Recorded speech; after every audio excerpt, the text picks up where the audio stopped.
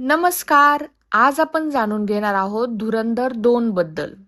आत्तापर्यंतच्या चित्रपटांच्या sequel, prequel बद्दल बोललं तर चित्रपटाचे पहिले भाग हे जास्त बरे होते असं दिसतं, पण धुरंधर त्याला अपवाद आहे. खरंच हा चित्रपट पाहणं भव्य, दिव्य आणि अंगावर शहारे आणणारा अनुभव आहे. देशभक्तीची अनुभूती देणारा हा चित्रपट सर्व पातळ्यावर आपल्या अपेक्षा पूर्ण करतो. दिग्दर्शन, अभिनय, पात्रांची निवड, कथा, ॲक्शन सगळं काही जबरदस्त, लक्षात राहण्यासारखं आणि खिळवून ठेवणारं. मुख्य सगळ्याच कलाकारांनी जबरदस्त अभिनय केलाय आणि सहकलाकारांनी त्याला उत्तम साथ दिली आहे.